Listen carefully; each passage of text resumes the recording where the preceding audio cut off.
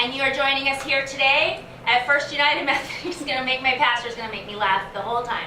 But you're joining us today after our staff meeting for a short devotional, and we are at First United Methodist Church in Ormond Beach. And every summer, for the past 2 summers, I've had the distinct privilege to get to teach at our Adventure Week to some fabulous young people and kids.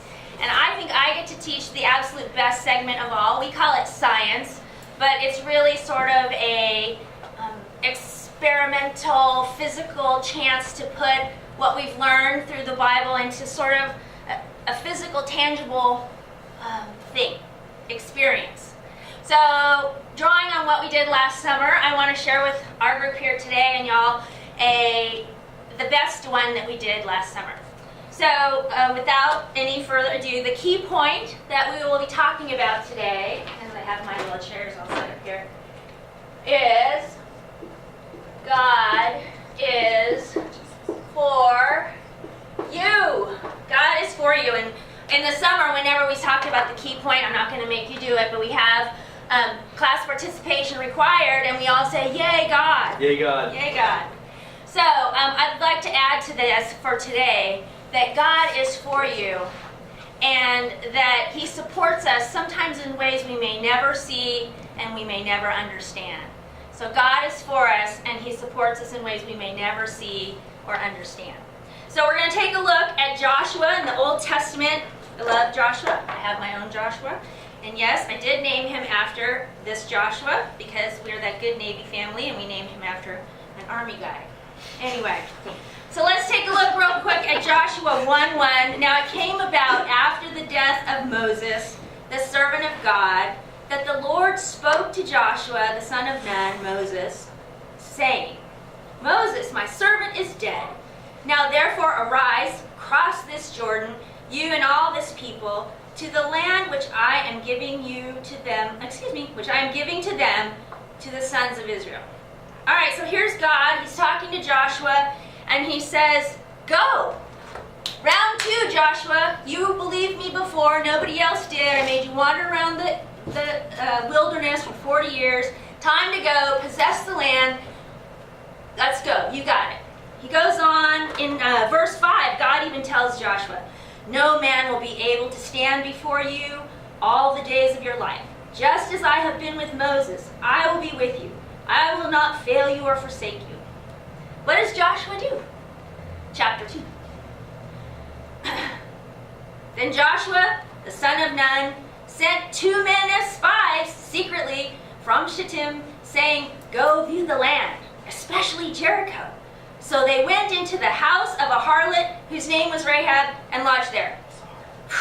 1 verse in, and we have red flags exploding everywhere already. Not only did God say, round 2, go possess the land, Joshua said, okay, send in the spies. Great, great. But it brings us to the first point that I think, for me, is that, so we got, great, why are they in a harlot's house? I think I'll leave that to the Duke seminarian. But it's clear that God uses unique people. God uses interesting people, unusual people to support us in ways we may never see or we may never understand. Now, seriously, when you think about it, unexpected strangers could go. It wouldn't be surprising for people of Jericho to see strangers in a harlot's house. Okay, so I'm blonde, but I still could probably swallow that. But still, the point remains that God puts people in our lives, sometimes unusual people, sometimes non-traditional people. Who would have thought that a little Baptist girl from California would all of a sudden end up on staff in a Methodist church in Florida, right? It's a little bit unusual, but, thank God I'm here. Right? Go like this. That's what I told the kids in the summer. All right, so moving on. We could go 100 tangents about Rahab, but like I said, I'll leave that. Verse 2. And it was told the king of Jericho, saying, "Behold, men from the sons of Israel have come here tonight to search out the land." Great. So verse 2, and already the plan to send in the spies falling apart. Clearly the spies were not very good. On the very first day, King of Jericho already knows they're there. So, what happens? Rahab hides them. She lies to the guard, protects them, and helps the spies escape. So when everything seems to be falling apart, point number 2. Number 1, God uses unusual people in our lives to help us and support us. 2, even when we think the world is falling apart and our plans are not working, God is still there, because why? God is for us, supporting us even in ways we can't see or understand. And Rahab wasn't even a Jew. Rahab was a Canaanite. Canaanites were the hated enemies of Israel. And what did she do? She pretty much turned her back on everything she knew. And she lied to her country, and she supported the people of God. Let me read verse 10 real quick. This is Rahab speaking to the spies. For we have heard how the Lord dried up the water of the Red Sea before you when you came out of Egypt, and what you did to the 2 kings of the Amorites who were beyond the Jordan, to Sihon and Og, whom you utterly destroyed. And verse 11, when we heard it, our hearts melted, and no courage remained in any man any longer because of you. For the Lord your God, he is God in heaven above and on earth beneath. So she was assured of the power of God. She wasn't even a Jew. And she was so confident. It would be like me deciding to join the Air Force and turning my back on the Navy. I mean, really? Come on, that's crazy. It'd be like Scott deciding he liked orange and could actually be a Gator. I mean, it's never going to happen. And yet she turned her back on everything she knew. All right, so you say, that's great, Terri. Rahab had faith. Rahab, but what about me? What about when my plans are falling apart? Seriously, so what? Well, and again, I hate to fall back on colloquialisms, but some of them really are true. I had a professor in college, I don't remember if it was calculus or chemistry, and he said sometimes you have to push the I believe button and practice those problems and just do it until you understand it. I mean, isn't there a 12-step program that says fake it till you make it?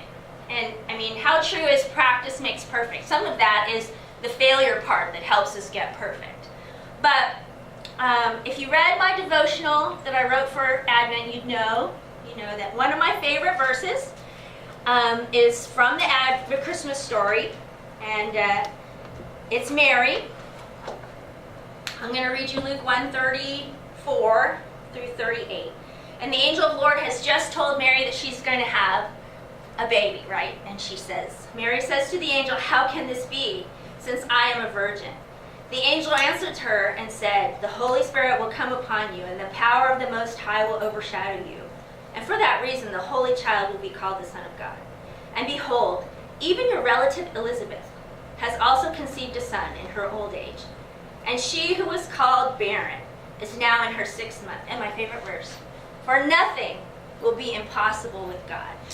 And Mary said, here she's pushing the I believe button, "Behold, the bondslave of the Lord, may it be done to me according to your word." And the angel departed from her. So I don't have all the answers. I know that asking why and why things happen definitely doesn't give us the answers. But I do believe that the Bible is full of examples, and we just looked at a couple, that show us that God is faithful and God is for us, and that he's supporting us in ways we may never see or understand. And so I want to leave you with one example, a physical example that the kids loved last summer, that was so fun, that physically shows us. I'm going to have 4 friends.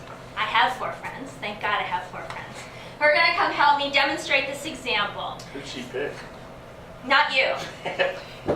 Come, friends. Come to be my... I have 4 friends who are going to show me that God provides us people in our lives. It's okay. Just let it run.